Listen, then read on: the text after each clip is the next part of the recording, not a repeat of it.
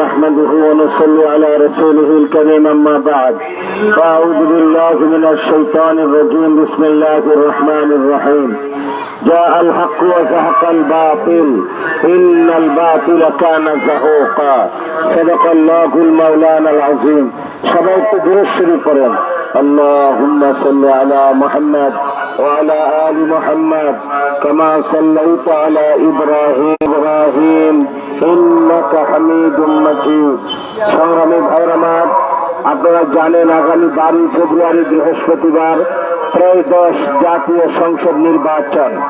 এই নির্বাচনে বাংলাদেশের মানুষ দুইটি দলে বিভক্ত হয়েছে, দুইটি জোট।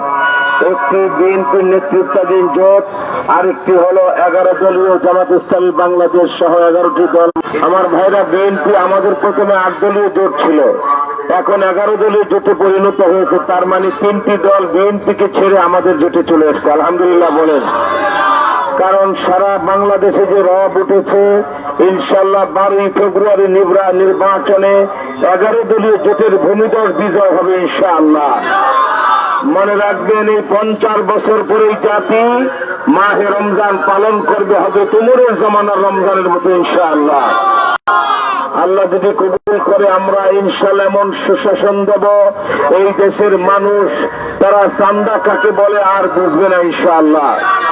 এই হাতিবাড়ার আশপাশে যত দোকানদার ভাইরা দোকানদারি করেন, ব্যবসা করেন, আপনাদের প্রতি আহ্বান জানাবো, 12 তারিখের পরে 13 তারিখ থেকে 1 টাকা করে চান্দাবাজকে চান্দা দিবেন না, ঠিক কিনা বলেন?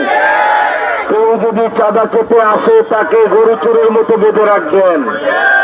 এরপরে আমাকে খবর দেবেন, তাকে অবশ্যই সূর্য ডুবার আগে আমরা জেলখানায় পাঠাবো, ঠিক কিনা বলেন? মনে রাখবেন, চান্দাবাজ কোন মন্ত্রীর বাবা না চাচা আমি দেখবো না, তাল গাছ না বেল গাছ দেখবো, শিকড় শুদ্ধ উপায় ফেলাবো। 1 টাকা চাঁদা কোনো ব্যবসায়ী ভাইরা কাউকে দিবেন না। আমার ভাইয়ের, আল্লাহ যদি কবুল করে, ইনশাআল্লাহ আল্লাহর দয়া এবং রহমতে আপনাদের সকলের প্রচেষ্টায়, জনগণের সমর্থনে 11 দলীয় জোট যদি 12 ফেব্রুয়ারি নির্বাচনে নির্বাচিত হয়, বাংলাদেশে চুরি ডাকাতি রাহাজানি থাকবে না ইনশাআল্লাহ, খুন খারাপি থাকবে না ইনশাআল্লাহ। এবং আরেকটা জিনিস আপনারা দেখবেন, 12 তারিখ রাতে যদি জোটের বিজয় শুরু হয়, সারা বাংলায় যদি রব উঠে, 12 দলীয় জোট জয়যুক্ত হচ্ছে, চতুর্দিকে জয়ধ্বনি। যারা গেল 18 মাসে মানুষের নাবিশ্বাস করেছে, যারা চান্দা, যারা সন্ত্রাস করেছে, এরা 12 তারিখ রাতেই পালিয়ে যেতে বাধ্য হবে, ঠিক কিনা যারা বলে?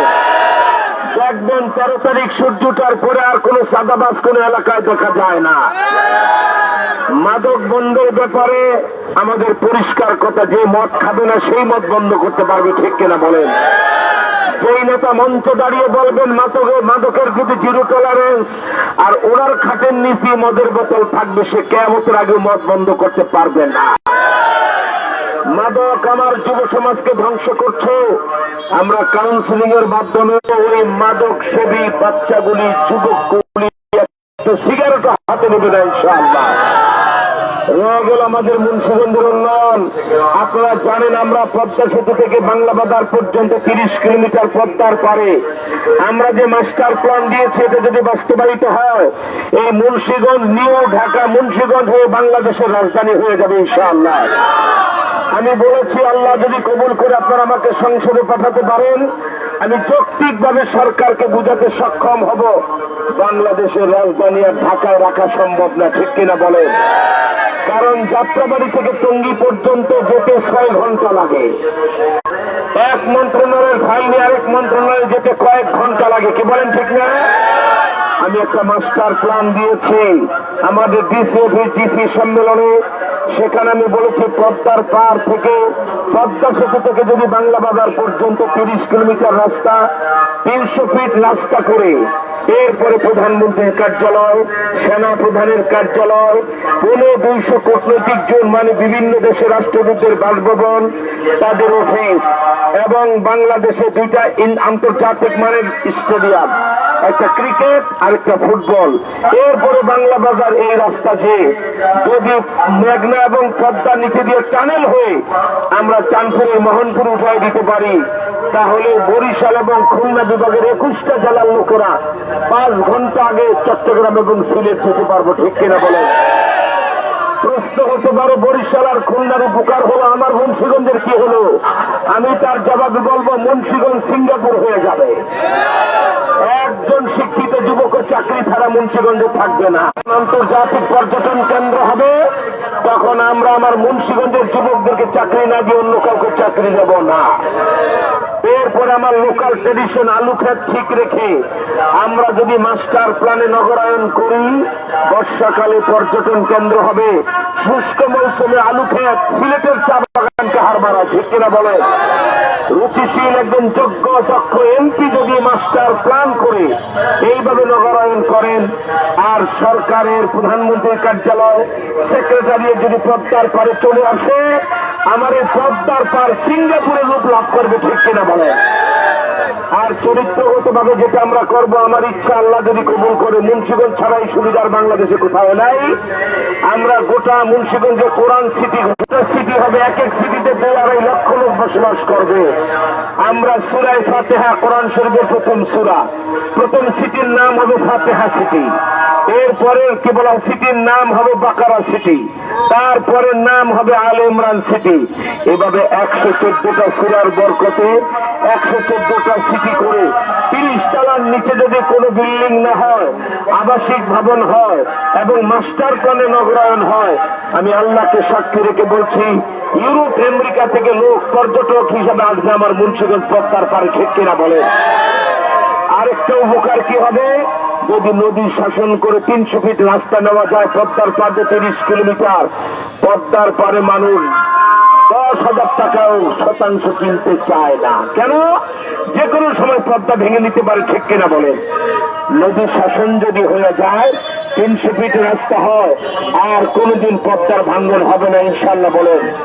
তখন আমার মুন্সিগঞ্জের চরাঞ্চলের লোকেরা যারা 1% জমি 5,000 টাকাও মূল্য পায় না, 1% জমির মূল্য ইনশাআল্লাহ যদি ভালো মানুষ, যোগ্য লোক, লড়াকু লোক যদি মুন্সিগঞ্জ থেকে এমপি নির্বাচিত হয়, তাহলে তিনি এগুলি আদায় করে আনতে পারবেন। ঠিক না? আরেকটা বিষয় আপনাদেরকে বলি, আমার ভাইয়েরা, গুলিস্তান এবং মতিঝিল থেকে আমার মুন্সিগঞ্জের মুক্তারপুর 24 কিলোমিটার, আবার টঙ্গীর দিয়াবাড়ি থেকে গুলিস্তান আর মতিঝিলে 24 কিলোমিটার। তারা যদি মেট্রো রেলে মাত্র 22 মিনিট এখন মতিঝিলে আসে উত্তরার লোকেরা। ঠিক কিনা বলে? তাহলে আমার একই দূরত্ব মুন্সিগঞ্জ থেকে গুলিস্তান যেতে কেন 6 ঘন্টা লাগবে, জবাব দিতে হবে। ঠিক কিনা বলে? আমি এটাও বলবো, যদি তারা ওই পেট্রোল পায়, আমাদের এটা আত্মার নয়, এটা অধিকার। আমি আল্লাহকে সাক্ষী রেখে বলছি, 6 মাসের ভিতরে গলায় পারাদা পার্লামেন্টে দাঁড়িয়ে আমি আদায় করব যে মতিঝিল থেকে আমার মুক্তারপুর পর্যন্ত মেট্রো রেল আনতে হবে। ঠিক কিনা বলে? মুন্সিগঞ্জের লোকেরা মাত্র 20 মিনিটে মতিঝিল এবং গুলিস্তান যাবে ইনশাআল্লাহ। মনে রাখবেন, আরবিতে একটা প্রবাদ বাক্য আছে, প্রতি পাত্রের ভিতরে যা থাকে, বোতলে যা থাকে, কাট করলে তাই করে। ঠিক না? মনে রাখবেন, পেশাব রেখে বোতল কাট করলে গরুর দুধ পড়বে না, এই পেশাবই বের হবে। যারা এমপি হয়ে, মন্ত্রী হয়ে দুর্নীতি করার ইচ্ছা করেন, যারা নিজেরা চরিত্রহীন হন এবং দুর্নীতি করে টাকা কামান, তারা কোনোদিন বড় উন্নয়ন করতে পারবে না। ঠিক কিনা বলে? আর যাদের আত্মা সাফ, জনগণের সেবা করবে, তারাই পারবেন আমাদের উন্নয়ন করতে ইনশাআল্লাহ। আরেকটা বড় সমস্যা হলো মুন্সিগঞ্জের রাজনৈতিক মারামারি। কি বলেন? ঠিক না? এক দল ক্ষমতায় গেলে আরেক দল আর বাড়িতে থাকতে পারে না। আমি চ্যালেঞ্জ করে বলছি, আল্লাহ যদি আমাকে সংসদ নির্বাচিত করেন, সাংসদ হিসাবে, এমপি হিসাবে, মুন্সিগঞ্জের রাজনৈতিক মারামারি আমি জাদু করে পাঠিয়ে দেব। সেই ম্যাজিকটা কি? ওই ম্যাজিক আমার হাতে আছে, আর কারো হাতে নাই। সেই ম্যাজিকটা হল এমপি যিনি নির্বাচিত হবেন, উনি আজ যেমন এখানে আমরা 7 জন এখন মুন্সিগঞ্জ সদর প্রার্থী। ঠিক কিনা বলেন? এই 7 জনের একজন এমপি হলেন, বাকি 6 জনকে নিয়ে এমপি সাহেব যদি মাসে একবার চা চক্র করেন, খোঁজ গল্প করেন, এটা ফেসবুকে ছড়িয়ে পড়লে কর্মীরা বলবে নেতারা মিলে একসাথে চা খায়, আমরা কেন ঝগড়া করবো, ঠিক কিনা বলে? আমি এমপি হলে কি হবে, ডিসি অফিস আমার বলা থাকবে, এসপি অফিসে বলা থাকবে, আমি এমপি হিসেবে আসলেই চেয়ার আগায় দিবেন, যেটা বিরোধী দলের কোন নেতা আসছে সেই চেয়ারটা এগিয়ে দিতে হবে, ঠিক কিনা বলে? এইভাবে যদি পরস্পরকে আমরা শ্রদ্ধা করতে পারি, মারামারি বন্ধ হয়ে শান্তির মোহনা হয়ে যাবে মুন্সিগঞ্জ ইনশাআল্লাহ।